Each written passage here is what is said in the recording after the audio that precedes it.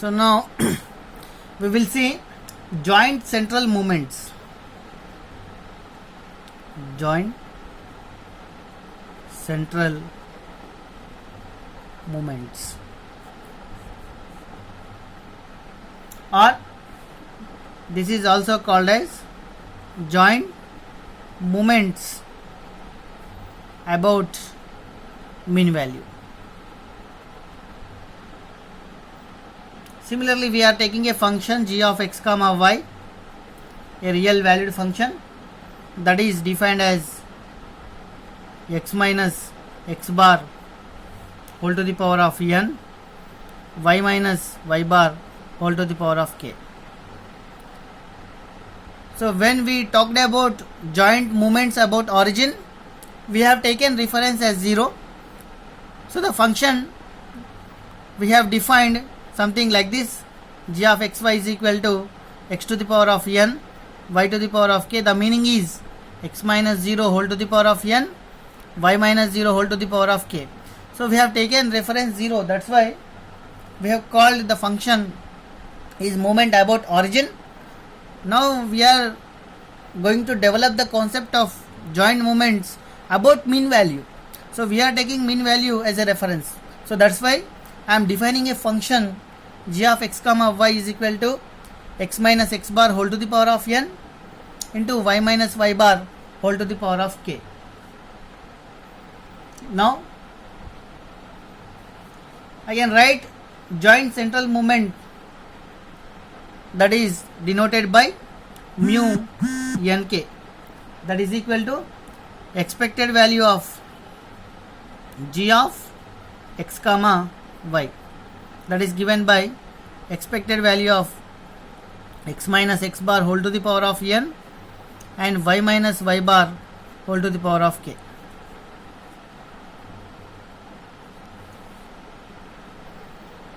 So that can be written as expected value is written, we can write it as a integration minus infinite to infinite, integration minus infinite to infinite x minus x bar whole to the power of n into y minus y bar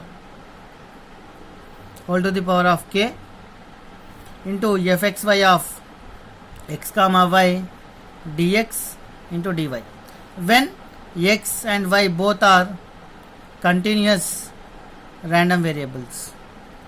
For discrete random variables, we can write the formula as is equal to summation I is equal to minus infinite to infinite, summation j is equal to minus infinite to infinite, xi minus x bar whole to the power of n into yj minus y bar whole to the power of k into p of xi comma yj. Now we will see what are the first order central moments. First order central moments. So n plus k is the order. So mu 0 1, 0 plus 1, that is 1, and mu 1 0 are the first order central moments. Now we will see what is mu 0 1. So mu 0 1 is expected value of y minus y bar whole to the power of 1.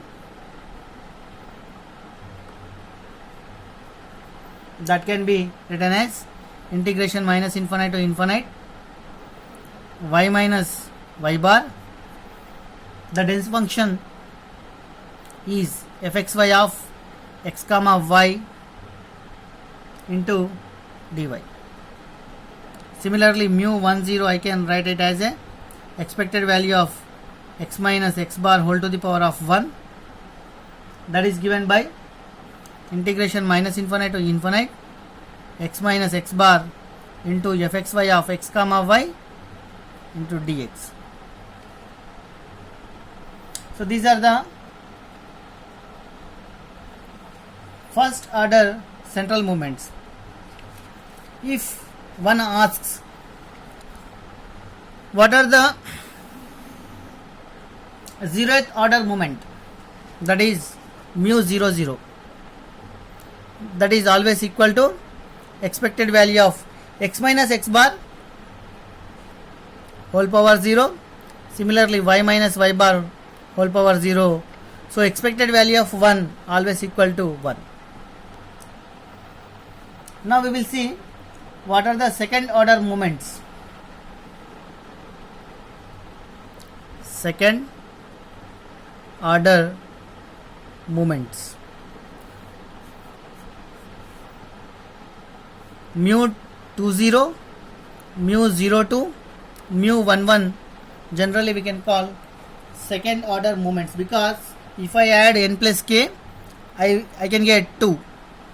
So here n plus k value will be 0 plus 2 or 2 plus 0 or 1 plus 1 is always 2. So that's why we can call these three are second order moments. Now we will see mu 20, that is given by expected value of x minus x bar whole square. So this is also called as, already we have seen in previous lectures, expected value of x minus x bar whole square, that is given by sigma x square. So one can recall the variance, that is given by expected value of x minus x bar whole square. Now we can write mu 02 as expected value of y minus y bar whole square. So if I expand, then I will get e of y square minus e of y whole square, that is given by sigma y whole square, variance. Similarly mu 11, that is given by expected value of x minus x bar into y minus y bar. So this can be written as integration minus infinite to infinite, integration minus infinite to infinite, x minus x bar into y minus y bar. The joint function is fxy of x comma y dx into dy. So here mu 11 generally we can call it as a covariance. So mu 11 we can call it as a covariance. Similarly, if I calculate a parameter, that is mu 11 divided by under root of mu 02, mu 20. This quantity generally we can call it as a correlation coefficient. So it is correlation coefficient. So mu 11 is covariance, and if I calculate mu 11 divided by mu 02, mu 20, so that quantity generally we can call it as correlation coefficient. So now we will see, do we have functions which describes all the moments. So already we have seen some functions which describes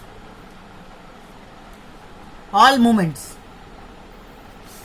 So we have seen with one random variable. Now we will see with the help of two random variables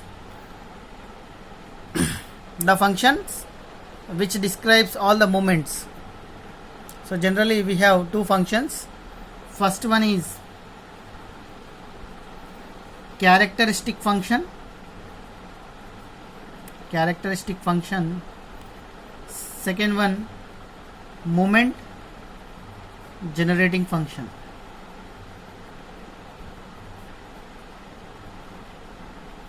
Once if you understand the concept of characteristic function and moment generating function with one random variable x, so it is very simple and straightforward. So here I will not go in detail because already we have talked about moment generating function, characteristic function with the help of one variable. So same process, whatever we have the analysis, same analysis is applicable for two variables. So let us take, I have two variables x and y, two different random variables with probability, joint probability density function fxy of x comma y. So I can write characteristic function phi x comma y of omega 1 comma omega 2 is very straightforward. The expected value of e power j omega 1 x plus j omega 2 y.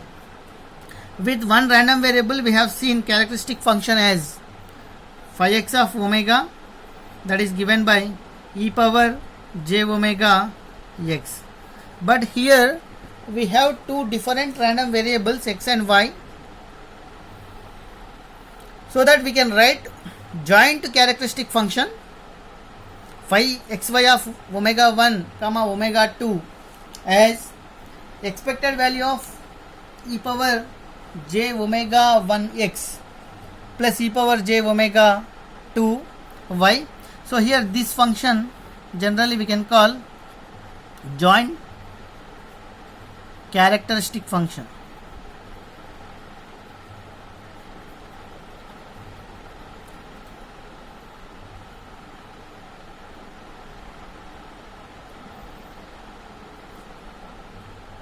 So that can be written as phi xy of omega 1 comma omega 2 is equal to, so expected value is very straightforward. So some integration minus infinite to infinite, integration minus infinite to infinite.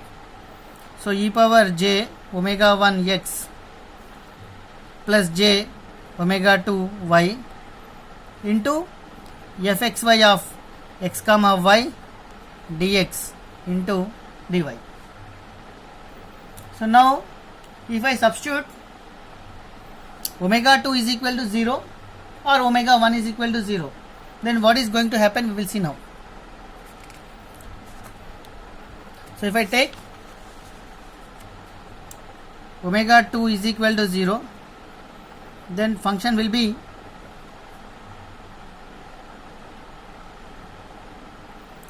phi xy of omega 1 comma 0, that is equal to expected value of e power j omega 1 x plus e power j. So omega 2 is equal to 0. If I substitute, then I will get 0 here into y, that is equivalent to, so phi xy of omega comma 0, that I can write it as a expected value of e power j omega 1 x. So this value is 0, so I can write like this. So this I can write it as a phi x of omega 1. So if I substitute omega 2 is equal to 0 in the equation, so phi x of omega 1 comma omega 2 is always equal to expected value of e power j omega 1 x plus j omega 2 y. So if I substitute in this equation e power j omega 1 x plus j omega 2 is equal to 0 into y, this quantity will go to 0. So finally I will get e power expected value of e power j omega 1 x, that is always equivalent to phi x of omega 1. Similarly, if I substitute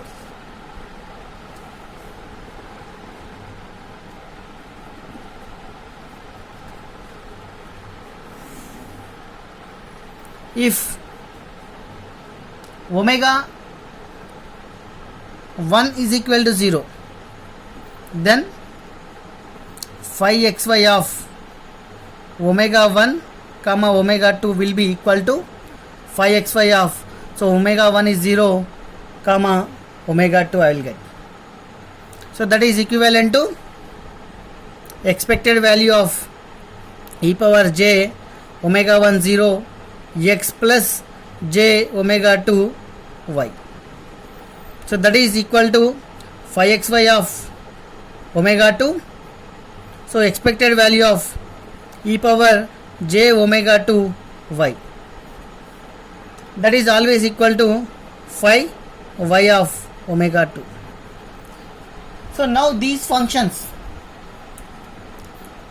5x of omega 1 and 5x of omega 2, generally we can call 5x of omega 1 and 5y of omega 2. These two functions generally we can call marginal joint characteristic function. Marginal joint characteristic function.